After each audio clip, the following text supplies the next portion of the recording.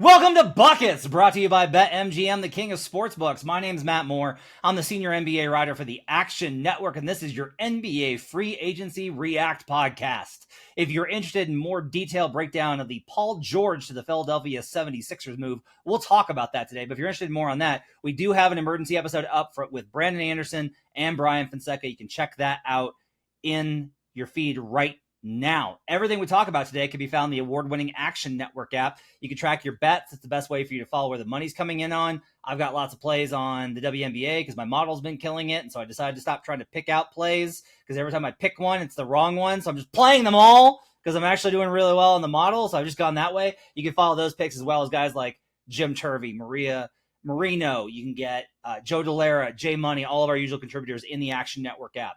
Check out youtube.com/the Action Network. Best way for you to support this show. You can catch all sorts of great stuff on there. We're going to be doing Buckets Live throughout the summer. We'll have reactions on this podcast, by the way, to Summer League. We'll do off-season shows. And then guess what? We have 3 weeks, and then we're going to be back into doing win totals. I'm not even kidding you. I'm already plotting out with Brandon doing win totals and awards for August. We'll be right back into it because guess what? The NBA offseason, it's not completely over. But it's a lot over. A lot of things happened in the first 24 hours between Sunday and Monday that wrapped up a lot of the free agency stuff. We've already seen trades. To talk about it with me, making his Buckets debut is Braxton Reynolds. He's a writer for the Action Network. He's really impressed me with his analysis. He's got detailed stuff up on off-season stuff. He's been really keen on this stuff. Braxton, thanks for coming on. Welcome to Buckets, man. Yeah, good to be here. Thanks for having me. The biggest thing that the biggest reason I wanted to have Braxton on was not only because he's got a really good sense of cap stuff and of looking at big picture stuff. When the Bulls let Caruso go, he was like, well, they're obviously going young. And he gave them a passing grade, which again, I will say, Braxton, we all agree you're insane. But still, the big thing here was that Braxton, what he did do is he was like, well, they're clearly going young. And I was like, Braxton, let me tell you, young man, about Jerry Reinsdorf and the Bulls and how they will never give up the playoff revenue. Well, guess what? Here we are on Monday. DeMar DeRozan is likely not going to be a Chicago Bull. They're letting him walk. They're going to move Zach LaVine. They're going to figure out a way, probably may not take till the deadline to get off of Vooch's money, but they're going to clear this thing and they're actually going young, even after signing Patrick Williams to a reasonable but hefty extension. Signing Jalen Smith, they're going through a youth movement. Braxton nailed that. I was very impressed with Braxton for doing that. But we're not going to talk about that because, well, the Bulls are garbage. And if I want to talk about how the Bulls are garbage, I'd have Brandon on. Braxton, let's start here. We already heard from the guys this morning on the Paul George trade, but I did want to kind of get your reaction. So before this happened, the Sixers were 10-1 at BetMGM, king of sportsbooks, to win the NBA title. They have since moved to 8-1. We've seen obviously all the correlated futures as well drop. Do you agree with there's not a huge movement here? It's a movement, but it's not a huge movement here. It's only a couple percentage points. Do you agree with where the Sixers are now being priced in the market? I mean, I think they should be around 10-1 still. I'm kind of concerned about the defensive guard situation. I mean, you need a guy next to Maxey who can really defend the point of attack. I'm not sure they really do that at a high level right now. They lost Batum. They lost guys that kind of glue guys that pass well and move the ball. I think that the passing is low-key kind of an issue for them. I think that outside of Embiid, it could get a little dicey for just connective passing for them. So I'm kind of concerned about that. Injuries. We know Embiid has a history. Paul George, who knows? I mean, he had knee injuries in the past. It could pop up anytime. Max is clean. That's good for them. But injuries and defense, I'm kind of concerned for them compared to other teams like OKC, Boston. I think around 8-1, 10-1, it's a fair range. One thing I think is interesting, they were plus 550 to win the Atlantic Division yesterday. And with the Knicks obviously having gained a lot of steam after trading for Mikal Bridges, those odds are currently off the market at BetMGM. But when we look at kind of around the market and we look at the various options that are out there, it is kind of interesting to see in the market right now, there is a plus 340. So Sixers have jumped ahead of the Knicks, which you would kind of expect. They get Paul George, big name. They do retain, obviously, they extend Maxey. They do have Embiid. They get back Kelly Oubre, I thought was a really affordable deal. The passing, I think, is an interesting one because Mike O'Connor, who's a Sixers writer, also had this kind of thought that the passing is kind of a gap there. I'll just say this. I think Paul George is a much better passer than kind of he's shown the last couple of years with the Clippers, in part with if you have an offensive system that's basically like, hey, these are our sets and this is what we run, unless Kawhi wants the ball, in which case we'll just give Kawhi the ball and then he's going to just like isolate and be Kawhi and you guys can all just stand around and fucking watch him. When you have that kind of a system, it tends to break things. I think we're actually going to see a little bit better structure here because one of the things that Nurse really did was he brought more structure for Joel to be like, hey, we're going to build in more sequences when they double you for you to have outlets for you to actually make these reads. And Embiid really thrived in that, and so did Maxey. They built more mechanisms in. And I think PG's a really good passer. He's got a sidewinder pass out of a pull-up jumper that's my favorite of his, where he's at, like, he is killer with it, finding cutters, kicking to corners. It's like one of his pet little passes that he's really good with, and he doesn't telegraph it very much. The Sixers at plus 340, Knicks at plus 350, which to me makes a lot of sense given the loss of Isaiah Hartenstein, kind of how this roster, basically this is priced as, hey, the Sixers and Knicks are pretty even. The Sixers have Embiid. We'll give them a 10-cent bump here. I think when we look at the division, the biggest thing here is the Celtics are now down to minus 160. And that's a pretty good bargain here. Now, we've been talking a lot about this with the guys at Action Network about how you don't want to, you only want to take long shots right now because you can get them later. I will just say that, like, I think that we're dealing with the immediate bump in the division market in particular of, okay, so Sixers title odds go up, so the division odds have to go up as well. The Knicks get Mikal Bridges, so they're more likely to win the title, so the division odds have to go up. This Celtics team, even with AP probably being out to start the season, this is still probably, I think should probably be a minus 200, given that this was a 60-plus win team last year. They're so consistent. If they were a more uneven team, I wouldn't feel this way. But I do think I'm actually going to bet Celtics minus 160 to win the division in July because I love tying my money up for a full calendar year on a minus 160 price. But I genuinely do think that this is too much of an overreaction, specifically in the division market, not the title market, but the division market here on the Boston Celtics. Yeah, I think that if it was Tatum and Brown from maybe 2 years ago, I would agree that they're too inconsistent, but right. They've grown. I mean, they've shown a lot of things about raising floors at this point. I trust him even if KP's out. So I think that maybe like minus 190 is a fair price to me. So I would take that right now too. I think that it's a little inflated for Philly based on just big name signings. On the other side of this, obviously, is the fact that the Los Angeles Clippers, lost Paul George. They do not replace him. They add Derrick Jones Jr. on a good deal, good value deal. They bring back Nick Batum, who was with the Sixers. Not surprising. The Batum was like, yeah, I think I'll keep making millions and live in LA. That sounds like a pretty good deal to me. So he goes back there. Yesterday, the division prices at BetMGM were Suns plus 260, Clippers plus 300, Lakers plus 350. Again, BetMGM, these are off the market when we're recording, but in the market, you can find now Suns plus 235, Lakers plus 300, Clippers 425, the now Klay Thompson-less Golden State Warriors, who are trying to get a deal together for Lauri Markkanen, but that's a long shot, at plus 450, Kings plus 475. We're a betting podcast. We can talk all kinds about this. I've heard Clippers fans have kind of surprised me by being like, yeah, Paul George was a disappointment here. And I'm like, Paul George held you up. He was the guy that actually played when Kawhi was out all of that time. And when PG was out, it was like, yeah, he had a random fracture or a random strain versus the same problem over and over and over again. I'm a PG guy. I will admit that. I'm in the bag for him. I did a huge feature on him a couple of years ago. I love his game. But the biggest thing here is just this Pacific Division is now really shaky from start to finish. Suns have done nothing to really reshape their team. They added Mason Plumlee. They're maybe going to get Chris Dunn. They added Colin Gillespie from the Nuggets. That's a choice. The Lakers whiffed on Klay Thompson. They don't get him. Sounds like LeBron's going to take the max. There's still the possibility of DeMar DeRozan. I will like them less if that happens. Clippers plus 425, Warriors plus 450. I'll give my thoughts in a minute. What's kind of your reaction to the Pacific Division and the aftermath of that in this market when we look at this?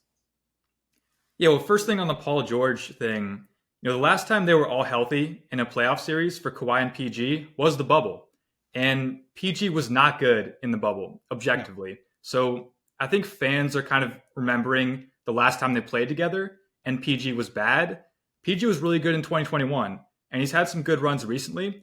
But, because the team didn't go anywhere, because Kawhi was hurt, I think they kind of resort to that kind of bad memory of PG in the bubble. For a price, I think Sacramento is what I would take out of those teams. Thank you. I think that there's a move to be made. Ingram, Levine, they're going to do something, in my opinion. I don't know what it's going to be, but something pretty big. I like the team too. Fox, Sabonis, they got Monk back on a great deal. Devin Carter gives them a lot. I think that you have Keon Ellis and Carter. They can be that defensive guy that can hit threes, occasionally create next to Fox, next to Monk. I like their backcourt depth there. They're one move away from being the favorites, in my opinion, in that division. If they get Ingram for Barnes, Herter, picks, they could be really scary. So plus 475, I think you said. That's a great price to me. I would take that. Yeah, so this kind of fits the model of what we're looking for on long shots, right? Is like going into the offseason, and especially this is a nice point, I think, a price point in the market where, okay, we know the Lakers are not getting Klay Thompson. We know the Warriors are not going to keep Klay Thompson. We know that they lost Chris Paul. Again, Warriors might make a move and grab Lauri Markkanen. I will just say, like, if that happens, guess what? We're going to be right back on here being like, I think it's the Kings, because we always want to fade these big moves. But the Suns haven't done anything to improve themselves. The Suns finished 3 games above the Kings last season. Now, do I have concerns about the Kings from a championship contention standpoint? Obviously. Like, I love Sabonis's game. I love watching him, but I can't get around when I do the analysis of, man, they get killed in his minutes in the playoff environment. But this is a regular season bet. And the Kings were within range. Like, there was a point where it was Clippers and then Kings and Suns trailing. And the Suns made a run during the toughest part of their schedule, got things together, and like they deserve credit for that. And the Suns, I think, deserve to be favorites here. I'm not disputing that the Suns deserve to be favorites. More is that I don't think there's any reason to have the Kings behind the Lakers, Clippers, and Warriors here.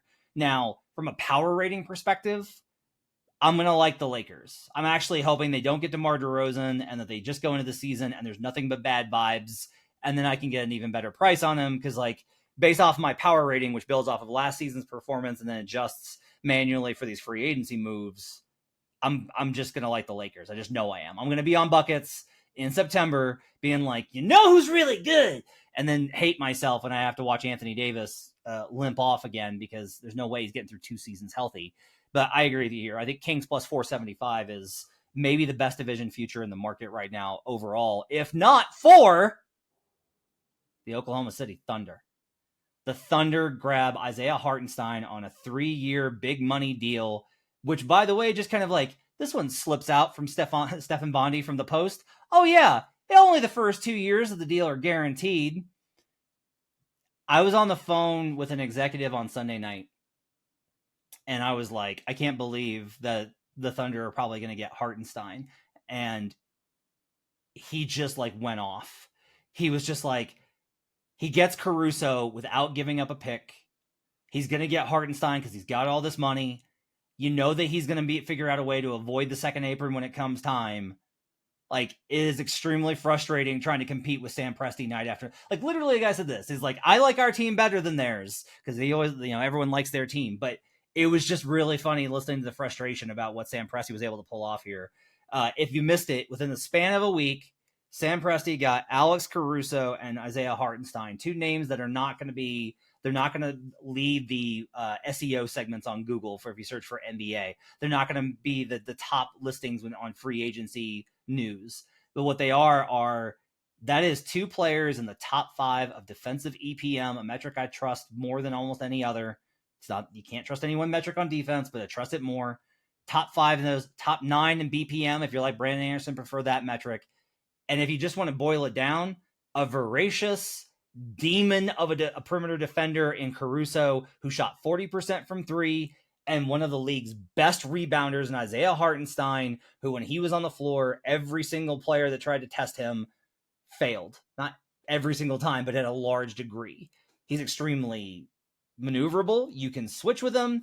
And guess what? Because of the makeup of the team, if they need to put Chet Holmgren at 5, they can still do it. Their bench unit is going to be like, is very possibly going to be like Cason Wallace, Isaiah Joe, and Alex Caruso. That's a nightmare. That's before you add in all this other talent. So what do we do with the price? Championship, I think we can wait on.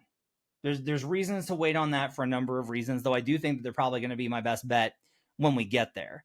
But in this market, guess what? The Nuggets are still getting the lion's share of the credit.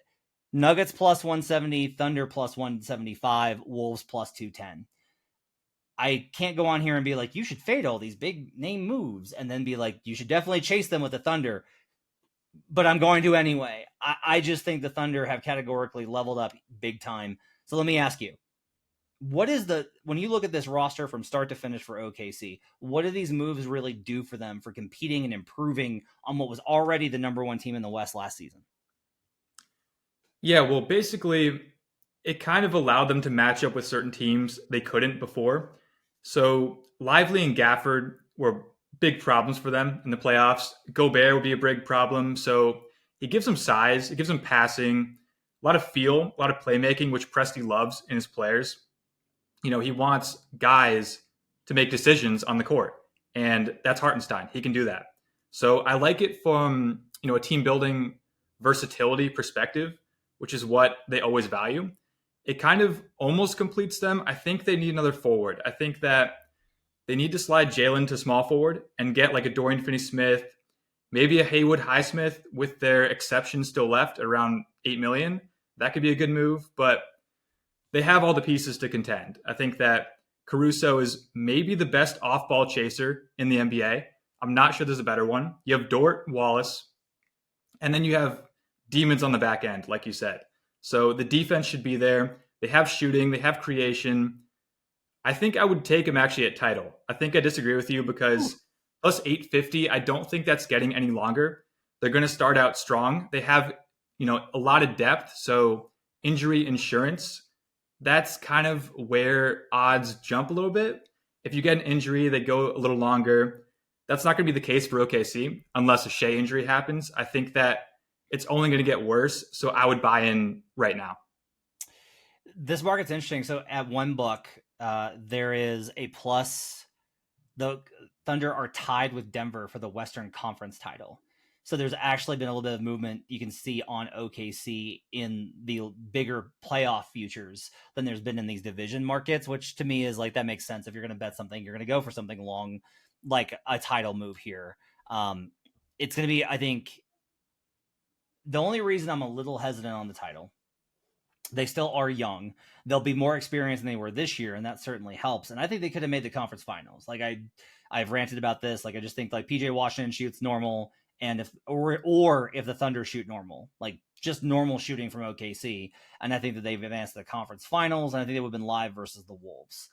And I like the way they match up with Denver, quite honestly. Like I like that matchup quite a bit. There's still enough from the perspective of you would have a good ticket to hedge against, but I'm probably still going to like Boston if we like Boston to come out of the East, and I think it will be open.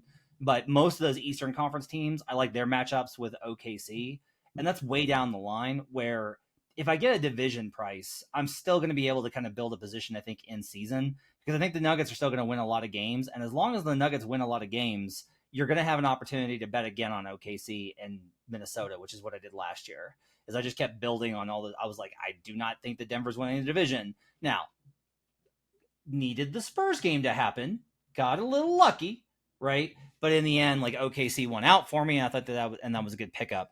But I like the idea of buying a lot into OKC's regular season performance, because there's still a team on that track where they're not going to start being like, okay, regular season isn't that important. We need to save some stuff for the playoffs. They're still going to try and figure out how good they are. They're still pushing.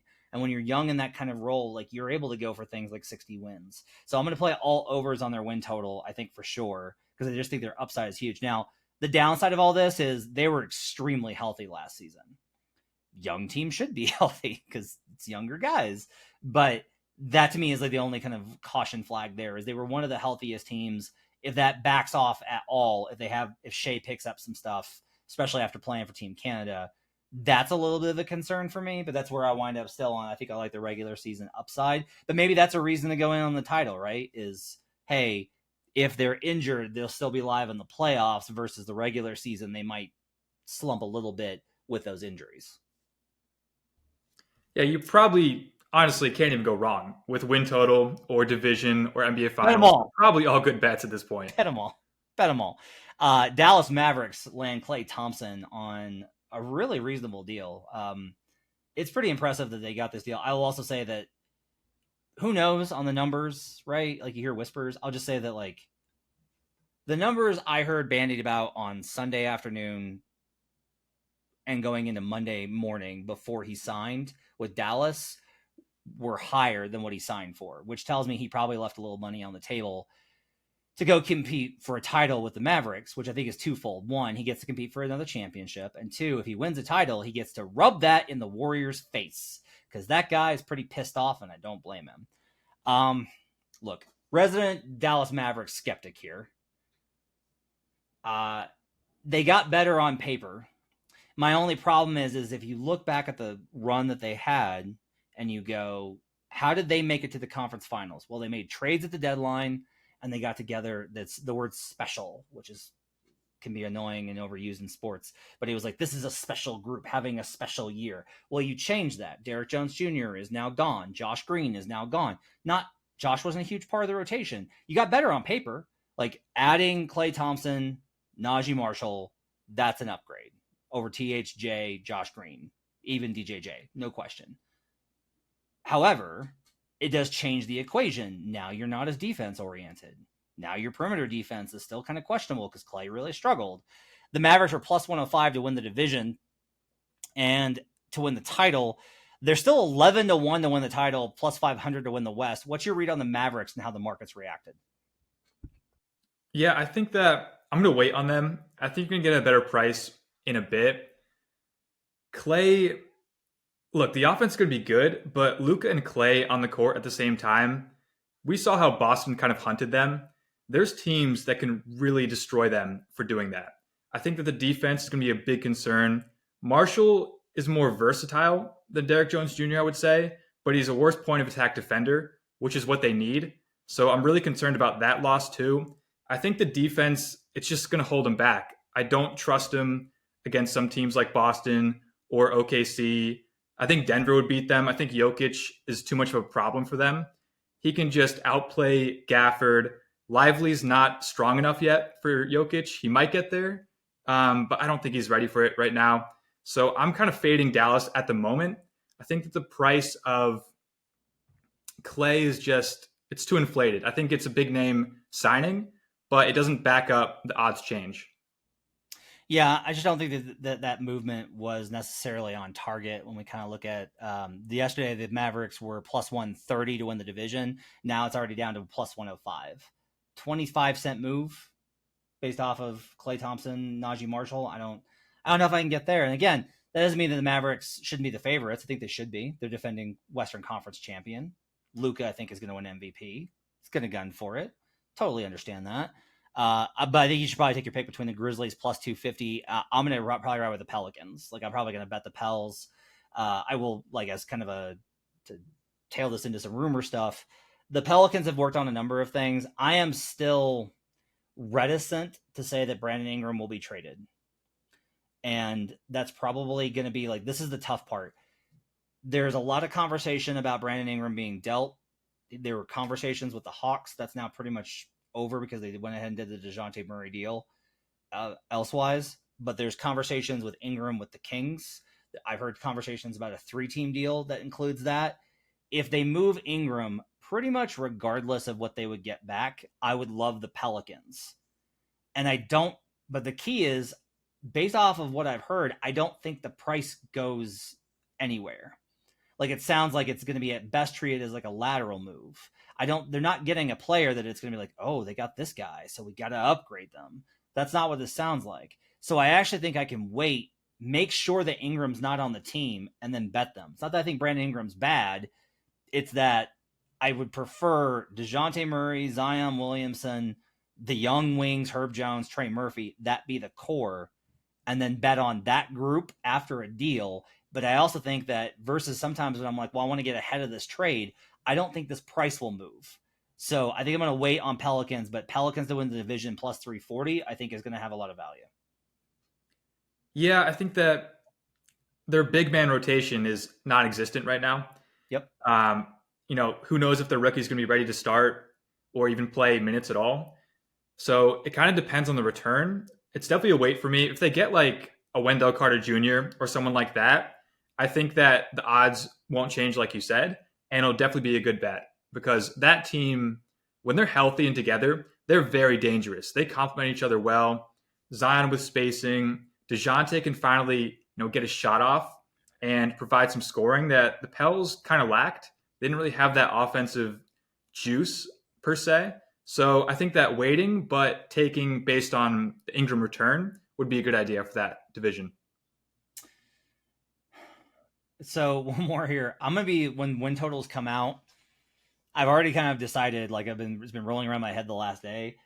I'm gonna be a Pistons buyer this year. I've sold them the last 2 years, and I think that this is a buy spot on the Pistons. JB Bickerstaff, not a coach that's going to get people excited, but he did a really great job in Cleveland even before Donovan Mitchell arrived. They re-signed K to an extension.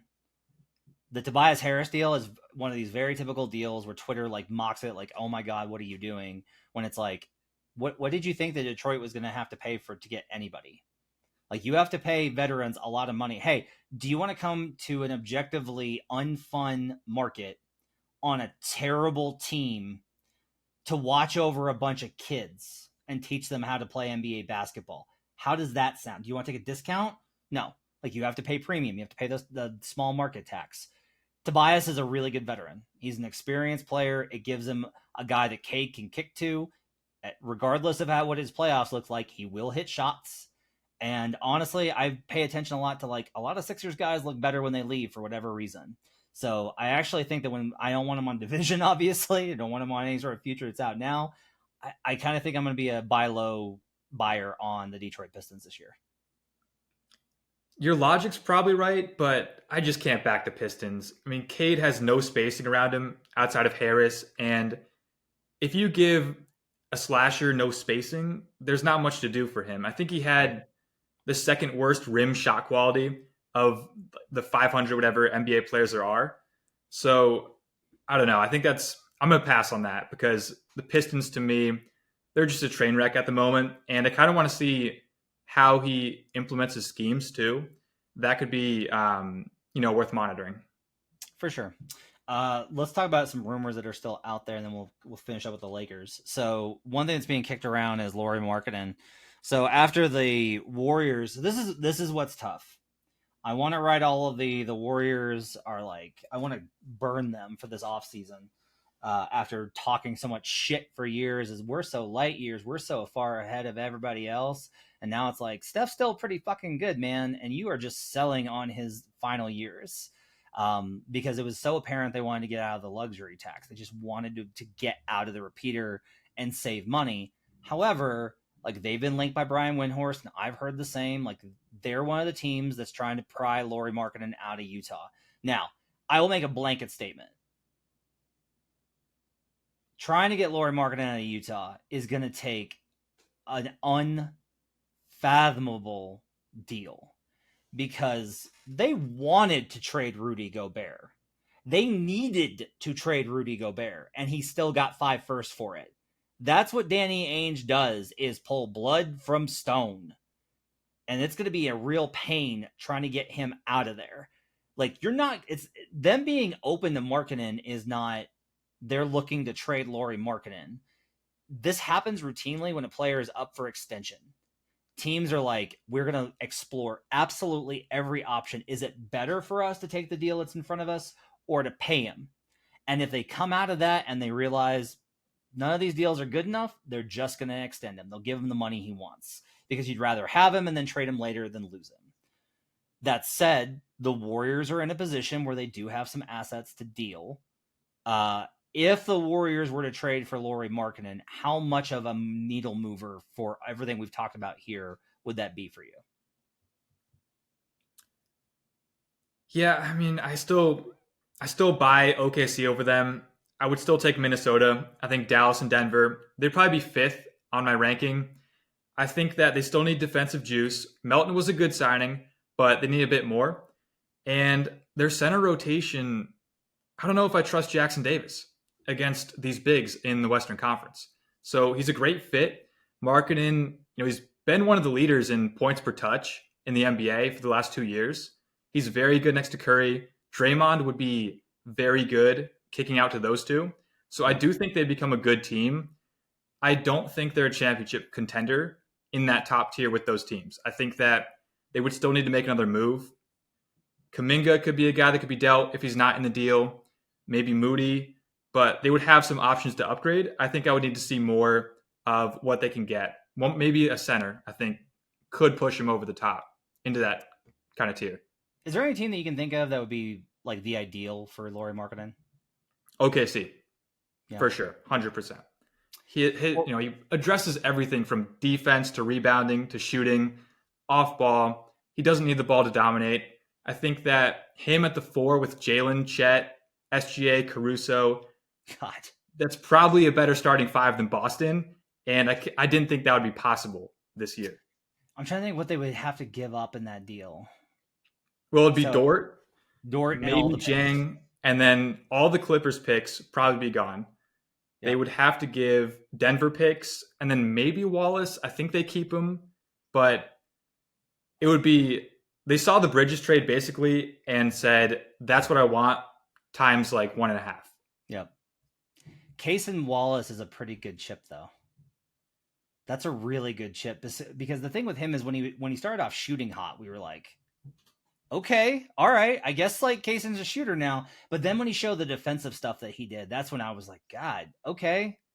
Like, I guess it's just like going to be this way with everybody that OKC drafts, where they're just way better. They're like one level above everywhere that we draft. And yeah, like those Clippers picks have to be extremely valuable. Like they just have to be super valuable with where the Clippers are kind of headed long term, even after signing James Harden to an extension after Kawhi. Like, I just don't know if this is sustainable. So yeah, it'd be really interesting to see. But my only pullback on the Lauri thing with OKC is this is the same problem that Denver ran into.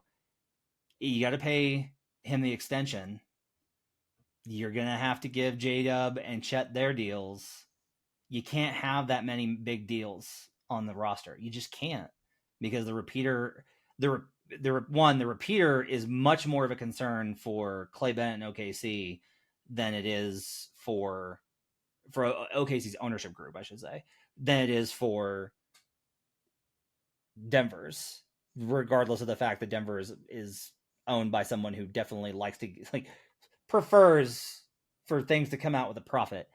I just don't know that the second apron is going to allow for that type of move for OKC, where right now they're set up to be like, we can just kind of transition and then build behind. The Markkanen move might address some of those things immediately, and maybe that's worth it, but it would have to have pretty big ramifications long term because of that second apron.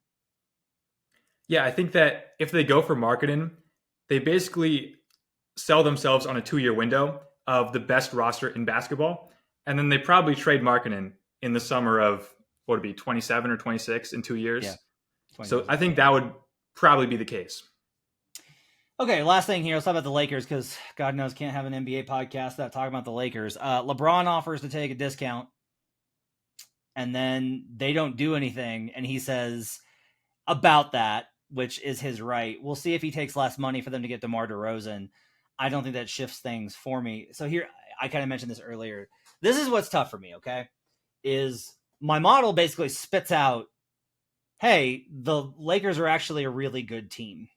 And if you look at their advanced metrics last year, you can kind of get there where you're like, you know what, they probably are a little bit better than their record. But I am just on the where I'm at is I'm like, LeBron's going to be 40. I can't believe AD is going to have another year where he plays 70 plus games. They still haven't found anybody to take D'Lo still. They didn't reshape the roster. They didn't add anybody in the draft. Sorry to the younger James. I don't have I don't have any real reason to upgrade them. I can maybe hold them steady off of last year's power rating because they're basically the same squad. But this is a pretty devastating blow from a perception standpoint.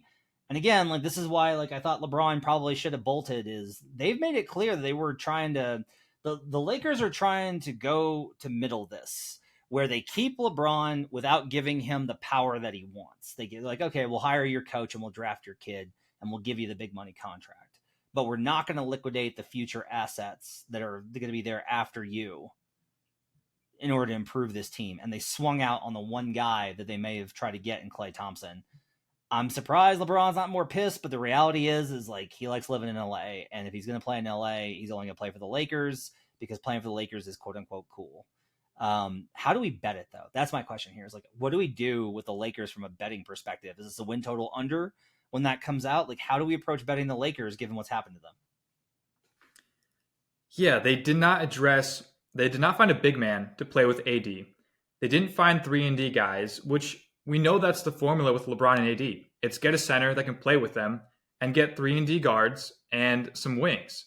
They didn't do any of that. I don't like the roster makeup at all. And then if Davis is one injury away from a lottery team for the Lakers. So I don't like their win total for me.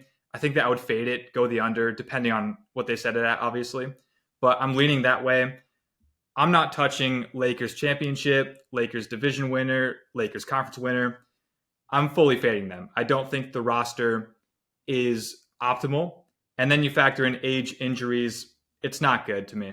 I would fade the Lakers. Yeah, I think my big kind of takeaway there is okay. If I don't like the Suns and I don't like the Warriors and I don't like the Clippers and I don't like the Lakers and and the Kings are fine, but I don't trust them in the playoffs. Then that means that the other divisions have to have value in the division to win the championship. We bet this with Joe Delara, and we did Atlantic and Northwest, and obviously the Atlantic hit. We had a really good chance of getting two teams in the finals from each. Southwest division's plus 650 in the market. That one's interesting to me because you're buying low on Grizzlies, Pelicans, and you're getting the Mavericks. Defending conference champions, you're getting the Mavericks, and you're getting the Mavericks, the Pelicans, and the Grizzlies. That's it. And plus Rockets thrown in if something wild happens. So that one I like quite a bit. Northwest Division plus 255, not bad because we both like OKC, and you get Denver and Minnesota in that group too. That's not bad. Either one of those I think actually has value. That's the best way I think to fade the Pacific Division. That's Braxton Reynolds. You can catch him in the Action Network app and on Twitter, writing stories daily. He's doing great analysis. My thanks to Braxton for stopping by. We'll be back later in the week. We'll cover whatever else comes up in free agency. We'll have you set on all of the things going on with the summer games. We will cover all the things in the NBA as it continues to revolve, and then we'll head through the offseason with some special episodes as well. My thanks to David Payne, our producer, Hutton Jackson, the video crew, getting this up on youtube.com/the Action Network. We'll see you guys again next time. Till then, let's get buckets.